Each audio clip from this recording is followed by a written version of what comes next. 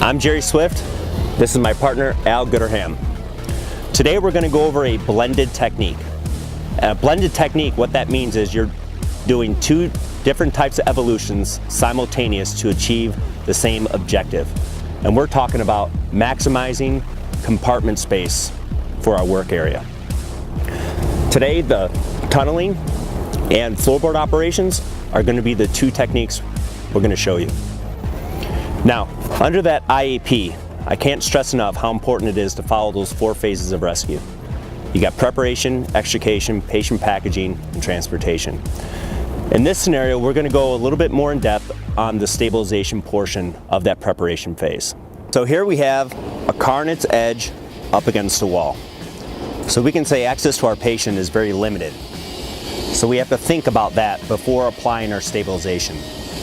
Now, as you can see, we have quite a bit of void space between the car and the wall. And we would both agree that when a car's on its edge, the most unstable side is going to be the compartment side of the vehicle because of the contours of the car. This is where I like to point out, under primary and secondary stabilization, primary is always going to be your fail-safe. It's what you need to get the job done safely for both you and the patient. Under primary, by definition, once it's in place, it's not going to be removed or relocated until extrication sector has been terminated and patient's been packaged and transported. Secondary stabilization, it's there to complement your primary. It can be relocated or removed for whatever your rescue plan calls for. How much tension do I put on my straps? That is for you to make that decision based on the load that you're trying to secure. But normally you want to go 2 clicks past snug, because if you go too much past snug, you'll actually start to push the car over instead of snugging up and keeping the weight in the same place you found it. Now we're ready to start our tunneling evolution. Now, depending on the make and model, there are some differences amongst the bracketing system that holds the seat back in place.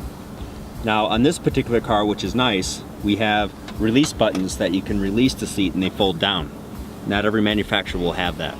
You can see the bracketing system, which is nice. You got manual rewinds for your seatbelt.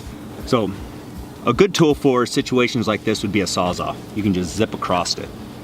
If you don't have Sawzalls, some other tools you can use are air chisels, and you can use a cutter spreader combo. Either a dedicated cutter spreader or using a small combi tool. For this scenario, we're going to show you the use of a small combi tool and how beneficial it can be, especially for tunneling.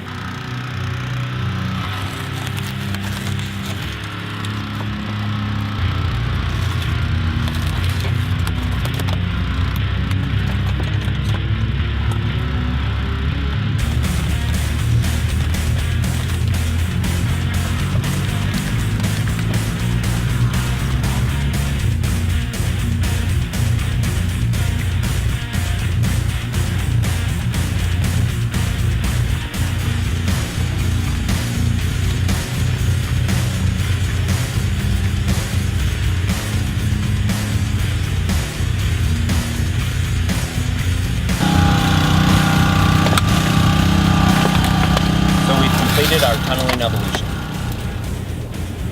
We're able to take out a rear fold down seat. We have our deck lid completely removed and out. We've cleaned up all of our upholstery and plastic, and now we have a direct line of travel straight to the patient. Now we're ready to start our floorboard operations. Our first step is, with the car on its edge, we want to displace the front door. Now, it's your option whether or not you want to remove the whole front door, or if you just want to pop the rear nader and then tie it off to the front end. It's completely your call. In this case, we're just going to pop it and tie it off to the front end.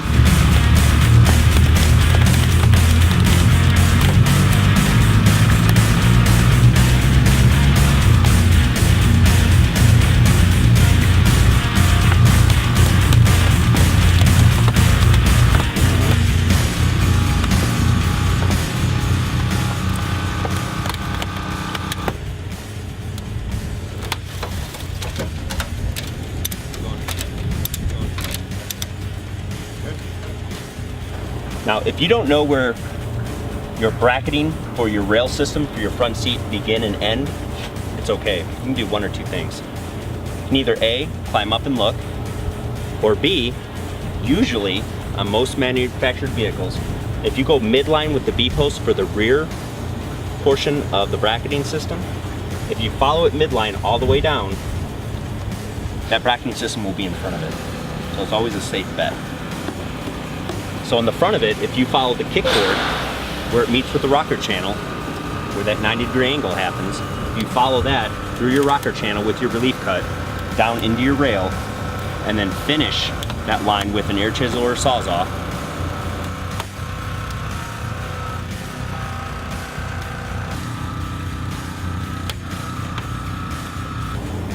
cut my rail, zip it down with my air chisel. I'm going to come midline with my V-post, cut all the way through the rocker channel, come down your rocker, zip it down with my air chisel. I'm going to cut my rail, zip it down with my air chisel, and then position my spreader in to force my floorboard out.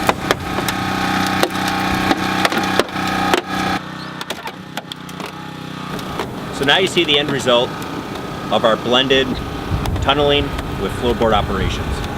And you can definitely see the increased workable space around the patient. Now, one thing I like to add is going through the front windshield is a viable option if you're talking about airway management. But for an egress point of a patient, especially a patient that might be trapped underneath the dash, that's a tough one. But I'll let you decide on your seat. I just hope that these training videos are helping you guys be a better tacticianist when it comes to auto extrication. So from Jerry and Al here at Genesis, we want to thank you for viewing this video, and always remember the cardinal rule: be safe.